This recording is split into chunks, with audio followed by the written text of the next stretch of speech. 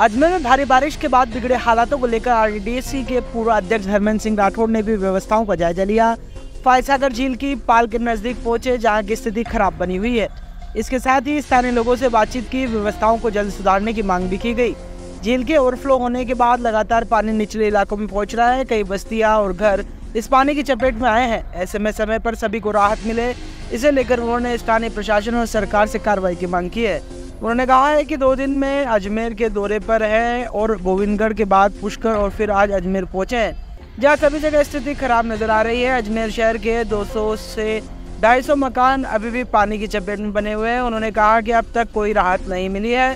जिला कलेक्टर सहित प्रशासनिक अधिकारी लगातार दावे कर रहे हैं राहत पहुंचाई जा रही है, लेकिन इसके बावजूद भी कोई कार्रवाई नहीं होने से ग्रामीण और शहर की जनता खासा परेशान है। ऐसे में उन्होंने इस मामले में उचित कार्रवाई की मांग की है। उन्होंने कहा कि अजमेर बीजेपी का गढ़ है, यहाँ उत्तर और दक्षिण बीजेपी के हैं, जनप्रतिनिधि है, पुष्कर से मंत्री है, किशनगढ़ से केंद्रीय मंत्री। इसके बावजूद भी स्थिति खराब बनी हुई है। वहीं और राजस्थान में सरकार भी बीजेपी की है, फिर भी हालात काबू नहीं हो पा रहे। बहुत सालों बाद डॉक्टर साहब तो बहुत सीनियर लीडर यहाँ के रह रहे हैं। लोग बाग सबका कहना है कि 1975 के बाद और 1981 के बाद इतनी बरसात अजमेर में आई और बाढ़ की सी स्थिति बन गई है। अजमेर की बस्तियां जलमग्न हो गई। मैं कल से अजमेर, पुष्कर, गोविंदगढ़ के दौरे पे हूँ। पुष्कर में जल स्तर 29 फीट था कल।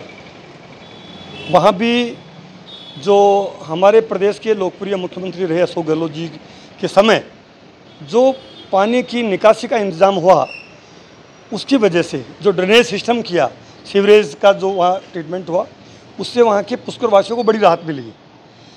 अजमेर में मैं रात को भी गया था 2-3 कॉलोनी में जो बांडी नदी के आसपास, और अभी सुबह भी गया वापस, क्योंकि रात को मुझे चिंताजनक हालत नज़र आई। कई घरों में पानी था। हमारे ब्लॉक कांग्रेस के अध्यक्ष शैलेंद्र अग्रवाल जी का मकान भी पास में ही था। तो बांडी नदी का जो पानी है वो पूरी तरह से करीब 200-250 घरों में पानी घुस गया। बहुत चिंताजनक स्थिति में है, लोग डरे हुए हैं। सरकार से और जिला प्रशासन से बार बार आग्रह कर रहे हैं कि, और वो दौरा भी किया, बताया जिला कलेक्टर ने भी, लेकिन अभी तक उनको कोई राहत नहीं पहुंचाई।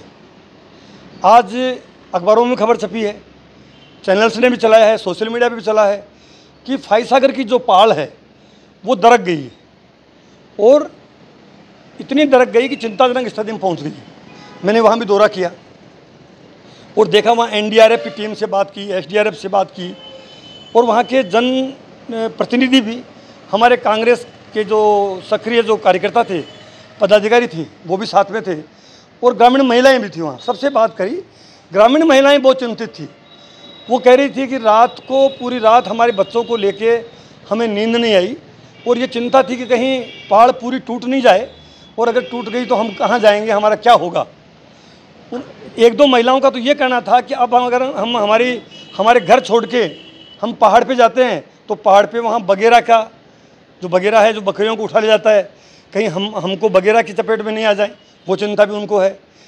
तो पूरी जो पहाड़ का निरीक्षण किया हमने, देखा, वहाँ टेक्निकल जो एक्सपर्ट्स थे, एक पुराने गाँव वाले थे, उनसे बात करी, और मैंने खुद ने देखा कि पानी का रिसाव तेज़ी से हो रहा है। और अभी भी मौसम विज्ञान या मौसम विभाग कह रहा है कि भारी बारिश की चेतावनी दे रखी है। कल परसों ऑर्डर भी जिला कलेक्टर ने निकाले हैं। अजमेर में रेड अलर्ट जारी किया हुआ है। अगर रात को भारी बरसात आ गई तो क्या हालत होंगे, कोई सोच नहीं सकता, कहीं बड़ी जनहानि नहीं हो। इसलिए मैं आपके माध्यम से यहाँ के जिला प्रशासन को, खासतौर पर जिला कलेक्टर नए आए हैं, यंग हैं, उनसे, पुलिस प्रशासन से, और यहाँ के अजमेर ज़िले के जो भारतीय जनता पार्टी के विधायक हैं, जनप्रतिनिधि हैं, जो यहाँ के जल संसाधन मंत्री हैं, यहाँ स्पीकर साहब बैठे हैं, यहाँ के केंद्रीय मंत्री हैं, तो इन सबको इस अजमेर की चिंता करनी चाहिए, इसको गंभीरता से लेना चाहिए। क्योंकि आप देख रहे हो कि स्मार्ट सिटी के नाम पर तो अजमेर कुछ नहीं है। मैं तो यहाँ तक कहूँगा कि यहाँ का जो सिटी प्लान है उसको और स्ट्रेंथन करना चाहिए। मतलब घरों में पानी भर रहा है, कैसे लोग रह रहे हैं, उनकी हालत क्या है। मैं खुद अलग अलग घरों में गया हूँ, उनसे बातचीत की है मैंने, तो बहुत स्थिति बहुत नाजुक है। मतलब तो जल्दी ही अभी मैं दीनबंधु चौधरी जी के घर गया, पूरा पानी में चल के मेरी गाड़ी पूरी पानी में डूबी हुई। दीनबंधु जी चौधरी साहब जो यहाँ के दैनिक नवज्योति के एक तरह से संस्थापक हैं, मतलब प्रधान संपादक हैं, मालिक हैं, उनके घर मिल के आया हूँ मैं, अभी मिल के आया हूँ उनसे। उनके घरों में पूरी जो आना सागर है, आना सागर की पूरी बस्तियाँ हैं वो जलमग्न हो रही है। मेरे को जब मैंने उनको कहा कि मैं मिलने आना चाह रहा हूँ, कल भी मैं मिलना जाना चाह रहा था रात को, तो उन्होंने मेरे से मजाक की, चुटकी ली कि आप स्विमिंग कॉस्ट्यूम अगर आपके पास हो तो ही मेरे से मिल सकते हैं। अभी जब मैं गया इतने पानी में भरे हुआ गाड़ी में, मेरा पजामा ऊपर करके जब मैं उनसे मिलने गया तो उन्होंने मुझे कहा कि आपने बहुत हिम्मत करी है कि आप पहले आदमी हो जो मेरे को संभालने के लिए मेरे घर आ पाए हो। तो इस तरह के हालात हैं। तो मैं ये चाहूँगा कि इस हालात को गंभीरता से लेके सरकार को भी, माननीय मुख्यमंत्री जी को भी, यहाँ के जनप्रतिनिधियों को, जिला प्रशासन को तत्परता से जनता की सुध लेके और कोई ना कोई ठोस कदम उठाने चाहिए। जब मैं यहाँ मेडिकल कॉलेज में 75 में और 81 में पढ़ता था, जो बाढ़ की स्थिति उस वक्त थी और बाढ़ आई थी, उससे बदतर वर्स्ट स्थिति अभी अजमेर की हुई है।